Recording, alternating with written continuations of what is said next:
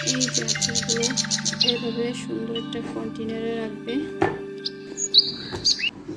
আপনাদের সাথে শেয়ার করে দেখছি।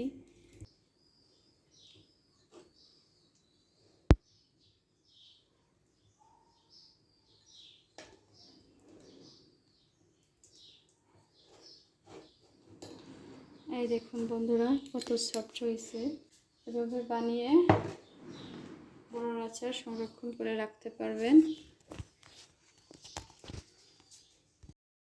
আসসালামু আলাইকুম প্রিয় ভিউয়ার্স, আপনারা সবাই কেমন আছেন? আলহামদুলিল্লাহ, আপনাদের দোয়া এবং আল্লাহর অশেষ রহমতে ভালো আছি। আর এখন মূল পর্বে চলে আসছি যে আমি কিভাবে আচারটা বানালাম আর কিভাবে সংরক্ষণ করলাম। আর আপনারা এই ভিডিওটি দেখতে থাকুন।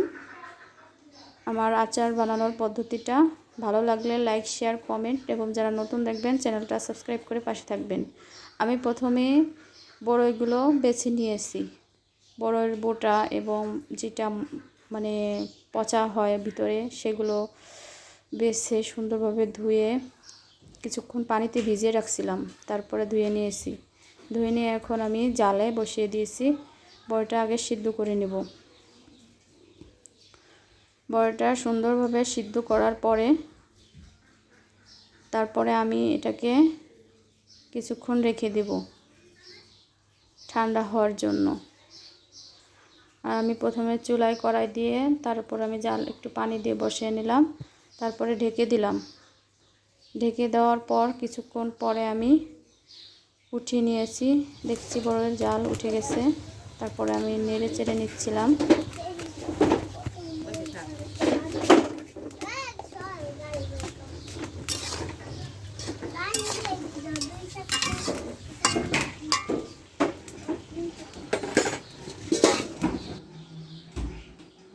নেড়েচেড়ার পর এখন দেখি বড়িটা খুব সুন্দরভাবে সফটভাবে সিদ্ধ হয়েছে।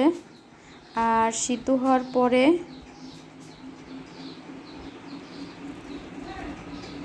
এই যে দেখুন বন্ধুরা, খুব সুন্দরভাবে সিদ্ধ হয়েছে বড়িটা, দারুণভাবে। আর এর জন্য আমি নিয়েছি কয়েকটা শুকনা মরিচ আর নিয়েছি রসুন কুচি।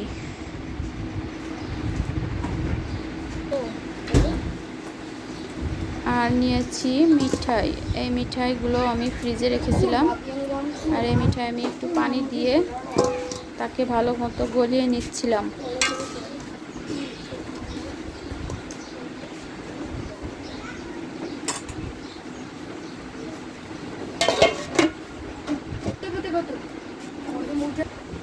মিঠাইটা গলে গেছে।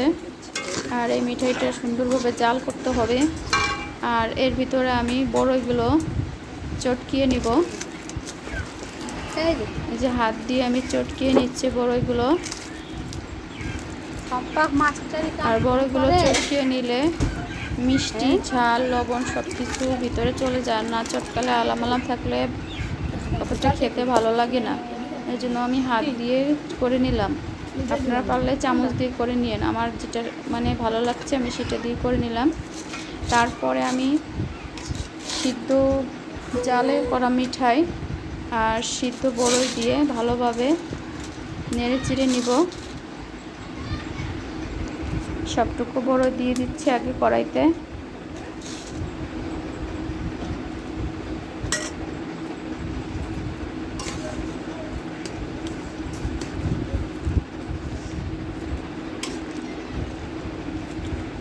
সুন্দরভাবে মিশিয়ে নিতে হবে। আর একটু জাল করলে আচারটা ভালো থাকবে। এজন্য মিডিয়াম জালে জাল করে দিতে হবে। আর ঘন ঘন নাড়তে হবে যাতে তলটা পুড়ে না যায়। পুড়ে গেলে আচারের গুণগত মান নষ্ট হয়ে যাবে।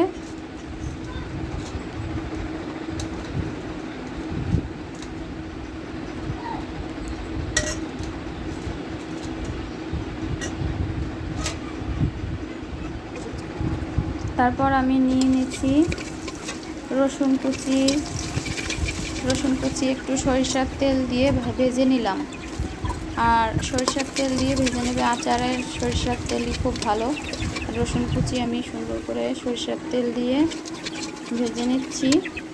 আর সেই বড়ির ভিতরে আমি দিয়ে দিলাম। রসুন কুচি আর তেল, আর হচ্ছে শুকনো মরিচ ভালো করে শিলপাটায় বেটে নিয়েছি, আর সেটাও দিয়ে দিলাম একসাথে। সবগুলো উপকরণ মিশিয়ে নাড়তে হবে অনেকক্ষণ ধরে, একবারে আস্তে জাল দিতে হবে। এখন লো আঁচে রান্না করতে হবে।